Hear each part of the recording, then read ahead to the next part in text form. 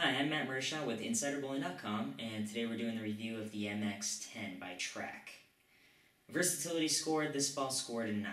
For a mid-performance ball, this ball is pretty strong. It's definitely going to match up for speed-dominant players because the ball is strong enough to pick up and hook in the back end. It's going to match up for rev-dominant players well too because the cover stock is very clean through the front.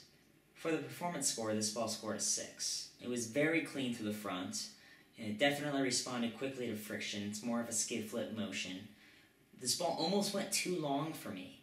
I did lay this out with a 5-inch pin, so typically those go a little longer for me. After the first 10 shots with this ball, using the out-of-box surface, I sanded it down to 2000 Avalon. I had to move about 4 and 2 left once I did that, and the ball read the lanes a lot better for me. After reviewing the video, I decided that I probably should have added a little more surface to this ball. The oil condition that I'm bowling on, they're pretty heavily oiled, and it seemed like this ball went a little too long. It didn't seem like it hooked too much at all until it got to the break point, which it was far too late for the ball to really drive through the pins. It just went a little too long for me.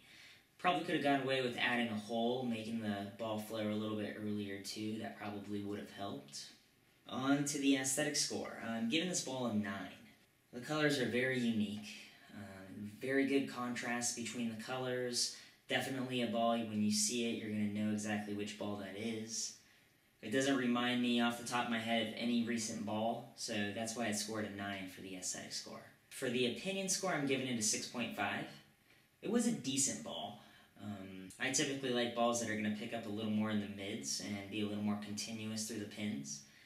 I'm sure this ball would have been much better if the lanes were a little bit drier, but I didn't test it on dry lanes. I tested it on heavily oiled lanes. I think if I were to do this ball again, I would have drilled it with a 4-inch pin and maybe taken it down to about 1,000 grit Avalon. Overall, this ball scored a 7.3.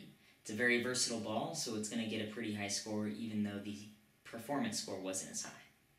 I'm Matt Mershaw with InsiderBowling.com, and today we're bringing the Pro Shop to you.